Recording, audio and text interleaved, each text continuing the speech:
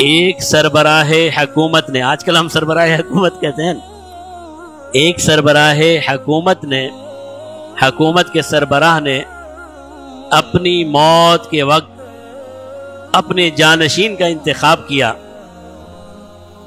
اور صدیق اکبر نے عمر فاروق رضی اللہ تعالیٰ عنہ کا انتخاب کیا۔ اور یہ انتخاب کس بنیاد پر ہوا؟ خود صدیق اکبر رضی اللہ تعالیٰ عنہ فرماتے ہیں،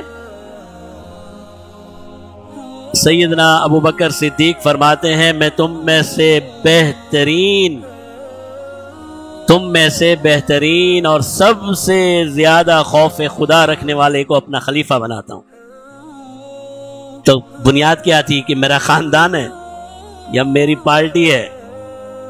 نہیں، انتخاب کیا تھا؟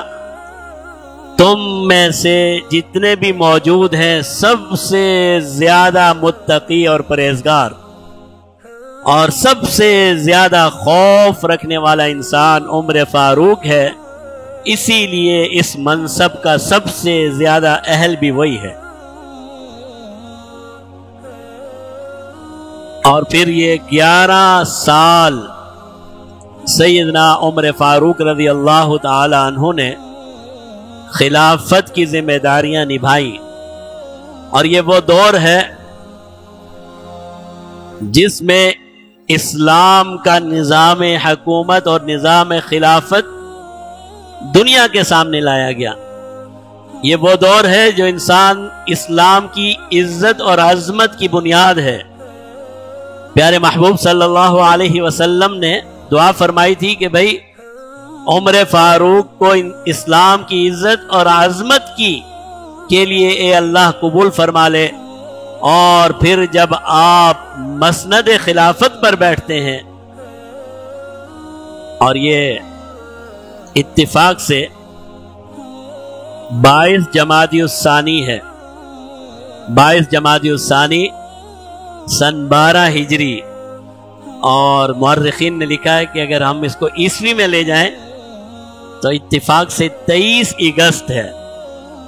سیدنا عمر فاروق 23 اگست کو مسند خلافت پر بیٹھتے ہیں سن 634 عیسوی۔ یہ انسان کی عظمت اور ترقی کا وہ دور ہے جو نہ صرف تاریخ اسلام میں کبھی دوبارہ نہیں آیا، بلکہ انسان کی تاریخ میں بھی آج تک دوبارہ نہیں آیا۔ سیدنا عمر فاروق کا نظام حکومت یہ وہ دور ہے جس کی مثال نہ تو اس کے بعد کبھی اسلام میں آئی، اور نہ ہی اس انسانی تاریخ میں کوئی حکومت، کوئی نظام، کوئی طرز حکمرانی سیدنا عمر فاروق رضی اللہ تعالی عنہ کے نظام حکومت کا مقابلہ کر سکتا ہے۔ اسلامی نظام کا جو صحیح تصور ہے، جس میں انسانیت کی فلاح ہے، انسانیت کی کامیابی ہے، انسانی حقوق کی رعایت ہے، اور ایک انسان کو دوسرے انسان کے ساتھ کس طرح کا تعلق رکھنا چاہیے، جو کچھ بھی اسلامی احکامات ہیں ہمیں اس دور میں دنیا پر نافذ ہوتے ہوئے نظر آتے ہیں۔ ایک ایسا طرز حکمرانی جس کی مثال انسانیت میں پیش کرنا اس کے بعد بھی ناممکن ہے، اور اس سے پہلے بھی ناممکن ہے۔ پہلے کی تو خیر تاریخ ہی نہیں ہے۔ تو بہرحال سیدنا عمر فاروق رضی اللہ تعالی عنہ 22 جمادی الثانی 12 ہجری کو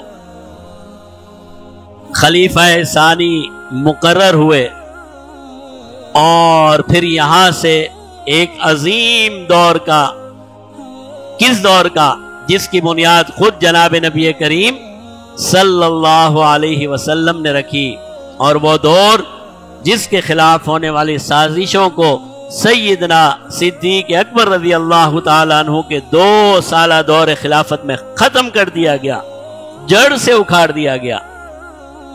اور پھر تعمیر اور ترقی کا دور شروع ہوتا ہے، اور صرف 11 سال میں